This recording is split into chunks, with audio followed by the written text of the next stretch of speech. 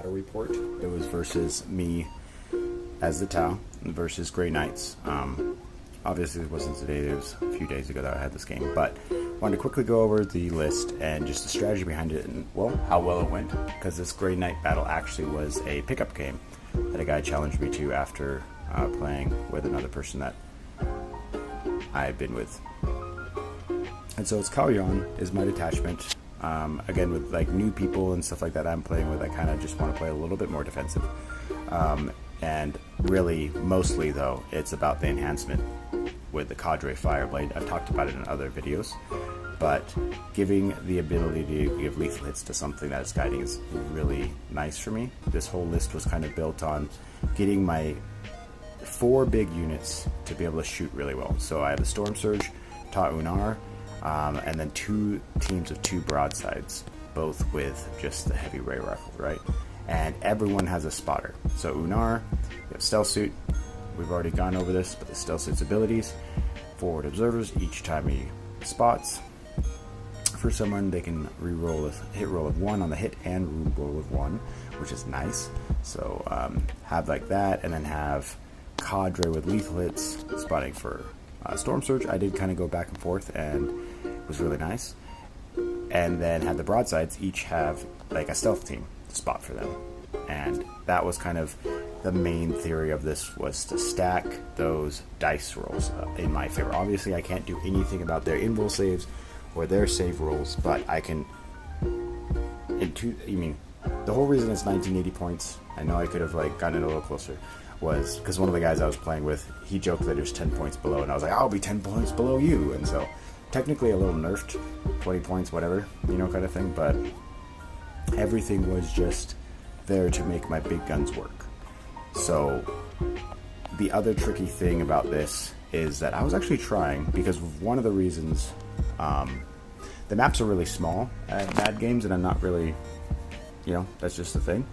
But normally, you know, a lot of people would run like the Pulse Driver Cannon, the default gun on the Storm Surge. 72 inches, blast, heavy, D6 plus 3 attacks up to 9, very nice. With the heavy and the ballistic skill increase, I can go down to 2s on it, strength 12, negative 3 AP, 3 damage. Very nice gun. Not anything like, it's like a super powerful ion cannon or something, I don't know. But I was running the Pulse Blast Cannon because 1, 48 inches, plenty of space on those kind of maps that we've been playing on. And then also, if you focused, which again is very easily to get in that range, 24 inches, 2 attacks, again with a heavy, and so you can get it down to plus 2, or 2 plus. Then 24, almost as strong as Ta Unar's 16 or 26, but this way, or I mean 28. So instead of being at 14, it's at 13. 12. Sorry, and then sorry, my brain is going because I have to double check this. I'm pretty sure I'm misquoting my. Yep, it's 26. Okay, cool. I said 26. Okay, I thought I was 28, so that's what threw me off. But getting something, you know, that's 24 versus 26. Again, that's 12 versus basically 13 toughness. But for anything on 12s, wounding on 2 or below, that's really nice. The negative 6 AP, maxing out that save, that was nice. That actually came in handy. And then also having 12 damage pop, so a max of 24. Still lower than Unar at, you know, 16 plus 16, 32, but still pretty good. So those are kind of my big heavy hitters, these 2 big units down here, and everything out, and then the broadsides were kind of the secondary thing, but everything else was just, the fat was cut out since I didn't have very many points, and everything was just supporting these units. Getting those rerolls ones from Shadow Sun, getting the rerolls one from the Stealth Suits, and just let them fire. So that is kind of the intro. I'll now get into the battles, which I actually really like this one. Diagonal is just fun for me. I don't know why exactly, but it is just fun. So I did really like this deployment, and I chose fixed missions. I chose Bring It Down, and I just kind of like Bring It Down in general. One of the guys that I've been playing with is in, I guess I won't dox him, but the point that the guy that I've been playing with, he's very knowledgeable, and he says he's learning, but he's able to teach me quite a bit of stuff. And so he was kind of pushing me in earlier games to choose like fixed objectives just to kind of like make it easier. And I was like, oh yeah, no, I actually really like this. I've played a couple with tactical now, but the fixed was nice. Bring it down. You score 2 points for each time you kill a monster or vehicle with wound characteristics of 10 or less, and then 3 for monsters or vehicles that are 11 or more. And so that's pretty nice because he did have, for instance, his 3 Nemesis Dread Knights, Land Raider, and yeah, the rest of the stuff was infantry, but I was like, okay, I want to take those down anyway, and they'll give me some good points, right? Sometimes it's not the best, if you're fighting all infantry, don't do that, and stuff like that. We can talk about missions if you want to, but my reasonings were just basically that I wanted to have his vehicles focused on, for myself even, then behind enemy lines. So if you get, since it's not tactical, since I'm fixed right now, it was only going to be 4 points if I had, the more people in, but I was still going to get 3 if I just have 1. And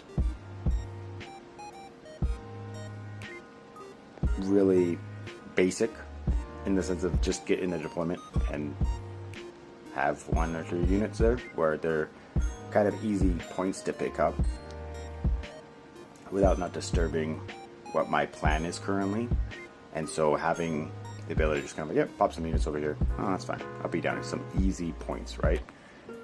So let's get into deployment and turn 1. So they deployed, actually I deployed first. I won that roll, and then I really wanted to know what he was doing and all that stuff, to where I actually put out Storm Surge first. And so then, if you guys know, Titanic units make you, by place out one, if your opponent places out one, you have to place out 2 normal units to counterbalance that. And so I put that out, so then he put out his Land Raider, put out a couple of his Dread Knights, which I was a little surprised he didn't put as much stuff into Deep Strike. I know the Grey Knights can whip back and forth, and it's not that big of a deal for them. But I also was just, again, a little surprised that he started with so much on the field. And I was able to put, you can't see it in the picture, but he has, for his transport, and then 1 guy in Deep Strike with Khal Drogo. And then I had 2 teams of stealth teams in reserve. Turn 1, he got first turn. And that was actually pretty good for me, because he had hit his deployment. So he was hiding in his deployment, which was good, very good. But as you can see, I didn't really have a place to hide in deployment and then work well at coming out. I could have, with the new movement rules of moving through like buildings as big things and just having to take a battle shock if you're like Titanic. Sure, could have put the Storm Surge and Dunar behind that big building and just had them march out. That would have been really nice. And I didn't even really want first turn because, well, can't take my objectives and can't really do what I need to do when, the person deploys smartly, aka safely. So with the safeness of his deployment, I was totally fine with him going turn 1. And yeah, he decided to stay safe because he measured some stuff out. Couldn't really attack me with anything, still just didn't have the range. His Land Raider had flamers, which was fine, but even if he moved out, he was going to be slightly too far out of range. So all he did was take his 3 Dread Knights back to reserve, because with the Grey Knights special rules, in a 2,000 point game, you can take up to 3 units. So that's pretty much all he did. There was no shooting for him. With me, with playing Kalyan, I already had my stealth team on one of the objectives, and I was just mostly, I know I wasn't scoring, but I was mostly adding pressure of like, yeah, not really trying to hold the flank. And you guys will see, they don't last long, but just kind of have something out there. But with Kalyan, I am almost always willing to burn turn 1. If I was Mon Car right now, I would be sweating. But especially with this list, I don't know if I would have ran this list with Mon Car, to be honest. But yeah, turn 1 was very boring, which was fine. Turn 2 is really when the action came up. So on his turn 2, he moved up the Land Raider.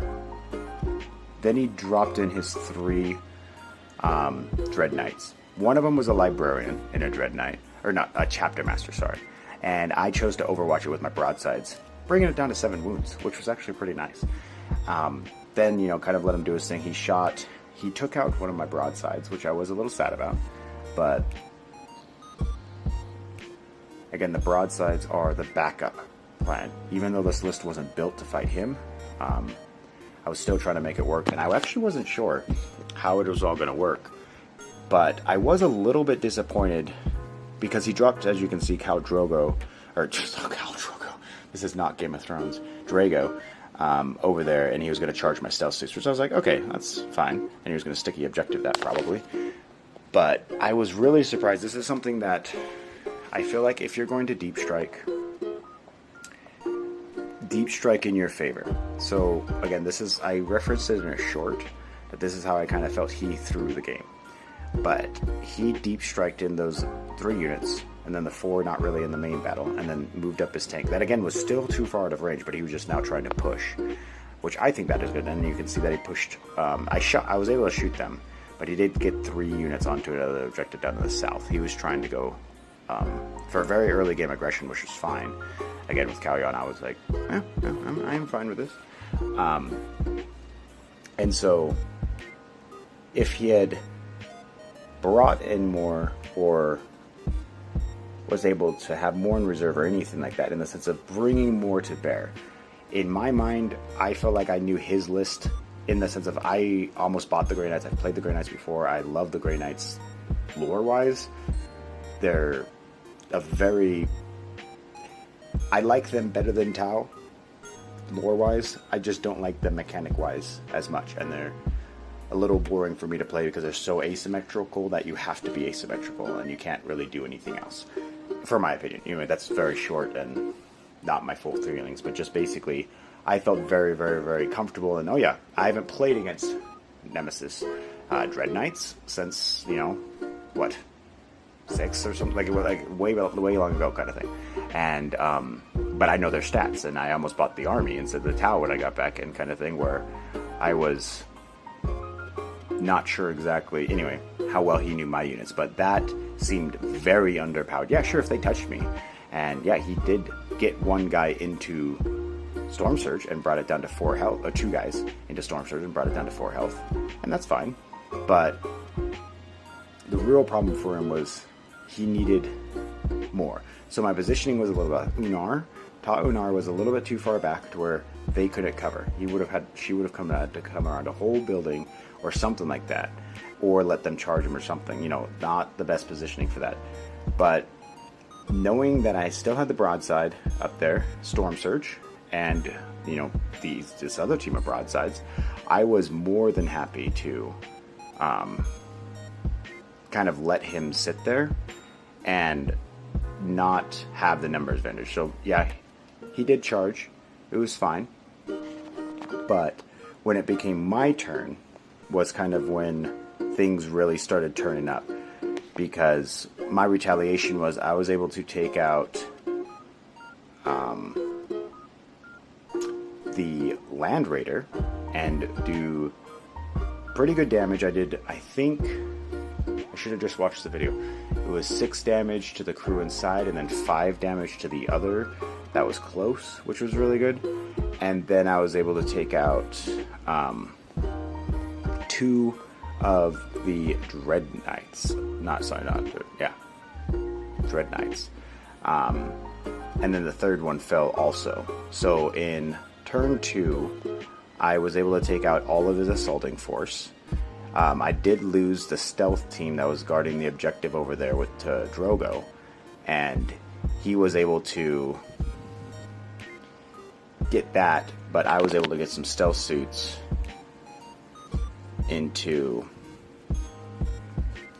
moving them farther into now his deployment, getting them behind enemy lines. And at that point, he tried. So after I actually kind of like ran out of things to shoot. Which again, I was fine with, taking my time. And knowing that turn 3 was around the corner, I was fairly confident now, especially with the numbers disparity of taking out his main assault force that he overestimated, in my opinion, of how much damage I was going to be able to do to them, and then almost how much damage that they were going to be able to take. I mean, I said the same thing, as in how much damage they were going to be able to do to me, and then how much damage I did to them. He pulled everything back into reserve going into turn 3, and which again, if he had done this all together, it would have really been hard to deal with in a lot of ways. But he dropped in Drogo with his Terminators and then a squad of Intercessors back there, and that was, two squads of Intercessors, and that was pretty much all he had left. And he did okay. It's one of those things that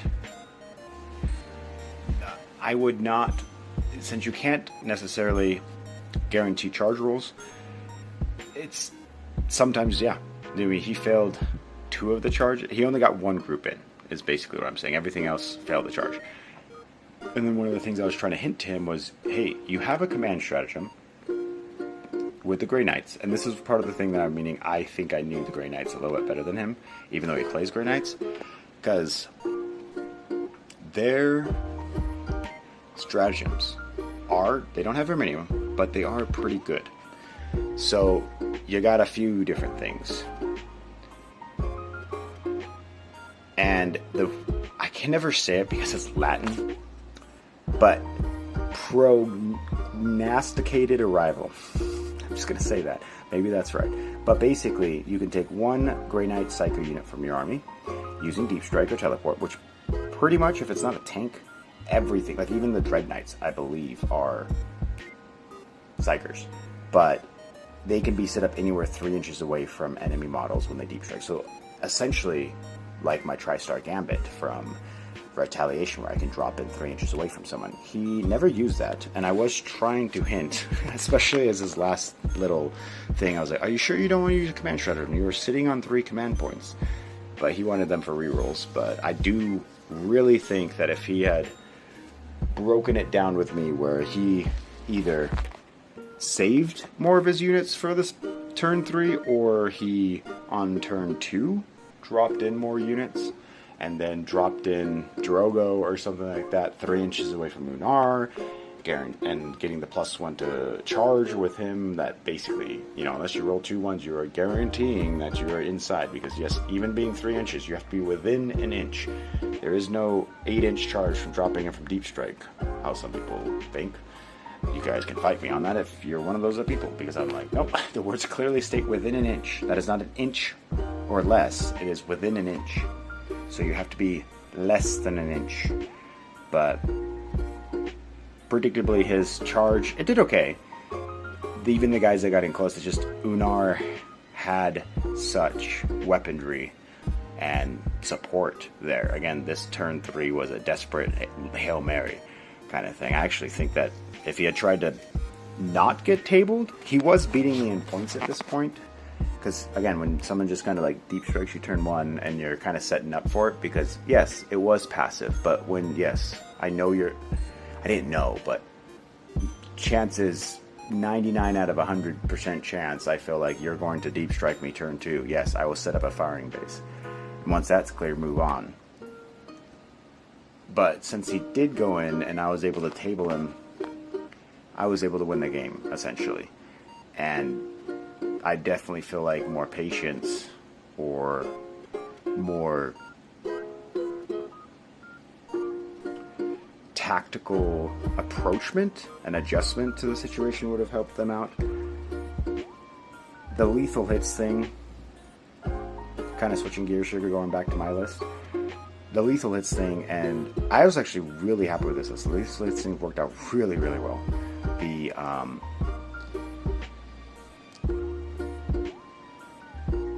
making sure the big guns were able to hit their targets was amazing. And obviously, I do think he could have won. I just think he was a little intimidated or something, because Unar was just able to shoot and have fun and just pretty much exist. And so that was something that was really, really, really nice, was having Unar actually live through a game. Because she's friggin' pretty. I love the paint job. But she does blow up sometimes. She's not that tough. She has no Catan. I'd take a lot of Necron units as tougher. Or Space Marines. So a lot of things are tougher than this thing. But